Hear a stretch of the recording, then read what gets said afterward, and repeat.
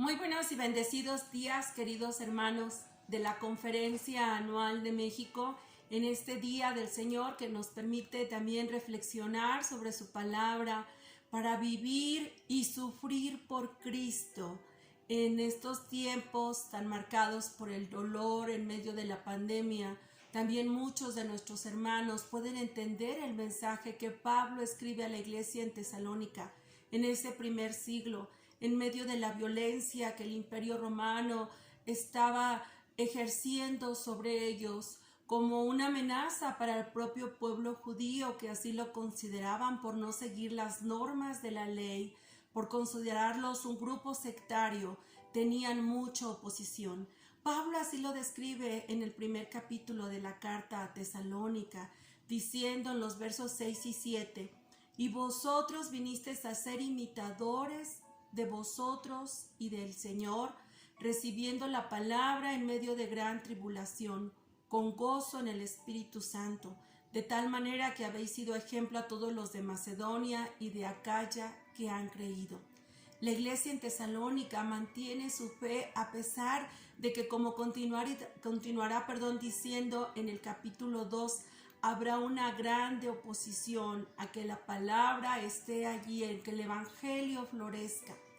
Pero si bien es cierto que mucha gente se resiste a conocer del Señor, también hay corazones fieles, también hay buena tierra en la cual la semilla del evangelio estará comenzando a germinar y dar frutos.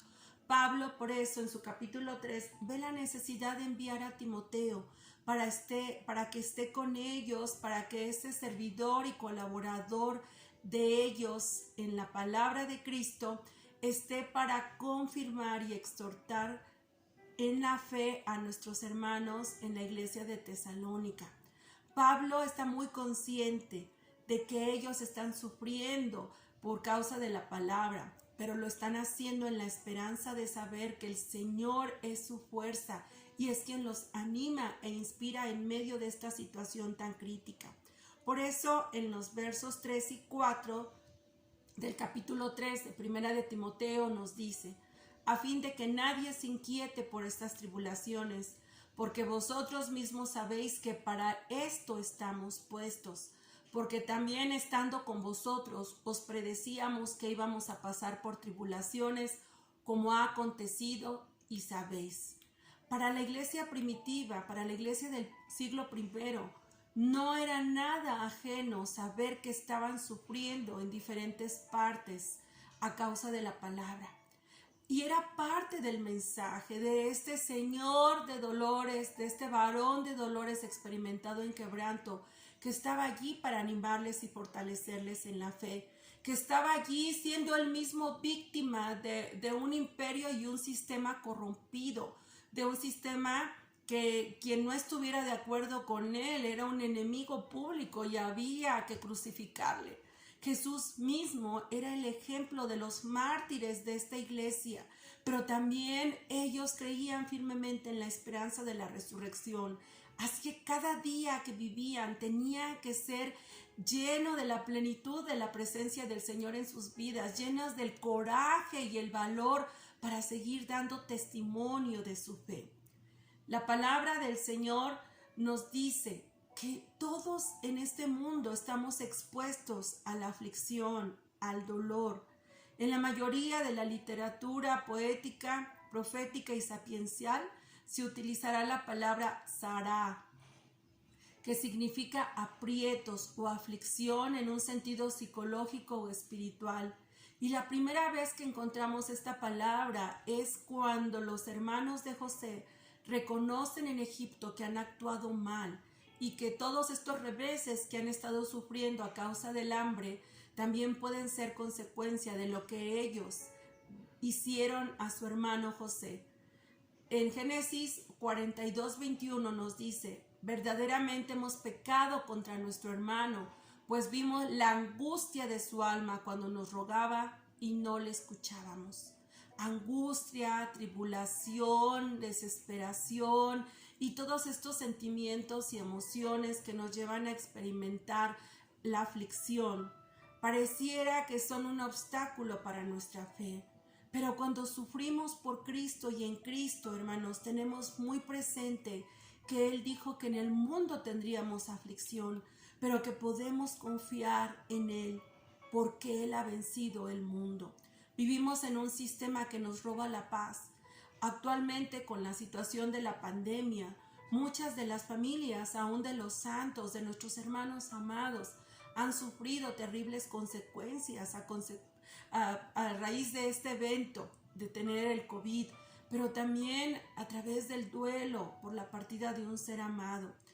Las situaciones angustiantes de aflicción, de tribulación, de alguna o de otra manera siempre estarán presentes en nuestra vida. La palabra del Señor también nos dice en Romanos 12:12 que debemos de estar gozosos en la esperanza, sufridos en la tribulación, constantes en la oración. Y en Santiago 1:27 la palabra del Señor nos exhortará diciendo que la religión pura y sin mácula delante de Dios el Padre es esta: visitar a los huérfanos y a las viudas en sus tribulaciones y guardarse sin mancha del mundo. En cualquier etapa de la vida, no solamente las viudas en la vejez, sino en cualquier momento de nuestra vida podemos padecer alguna circunstancia de extremo dolor incluso.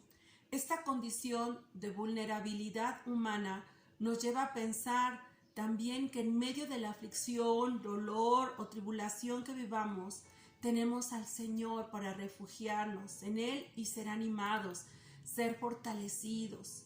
No debemos de tener pensamientos fatalistas y una actitud irreal de decir que al cristiano no le pasa nada, que no está exento de poder vivir situaciones catastróficas incluso en su vida. No, nuestra vida está en las manos del Señor y siempre podremos confiar que su amor y su gracia nos sostiene.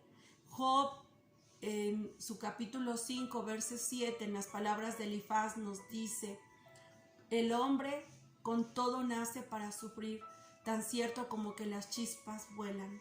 Sí, en la vida tendremos nuestra porción de dolor, pero también tenemos a este Jesús solidario, que Él, siendo varón de dolores, experimentado en quebrantos, conoce nuestra condición, que somos polvo, que somos frágiles, y está ahí para sostenernos, para darnos de su paz.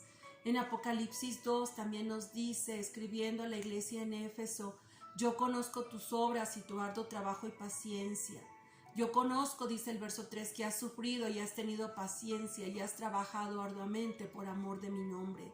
Dios sabe, hermanos, cuando por Cristo sufrimos, conoce que también en medio de ello el amor está presente. Rogamos que el Señor nos fortalezca en medio de la situación de tribulación, de aflicción o de dolor que podamos vivir. Y como dice Santiago 1:2-4, hermanos míos, considérense muy dichosos cuando tengan que enfrentarse con diversas pruebas, pues ya saben que la prueba de su fe produce constancia, y la constancia debe llevar a feliz término la obra, para que sean perfectos e íntegros, sin que les falte nada.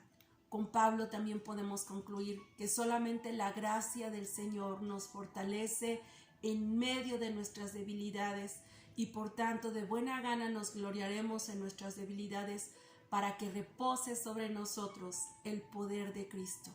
Que sufrir por Cristo sea también la oportunidad de afianzarnos en la fe y seguir creciendo para honra y gloria solamente de su nombre. En Cristo Jesús, que esa sea nuestra oportunidad también de glorificarle en medio de las situaciones adversas. Ese es nuestro ruego y eso es lo que podemos también experimentar con gratitud al Señor, pero también con fortaleza para honra y gloria de su nombre. Dios les bendiga, hermanos. Excelente semana.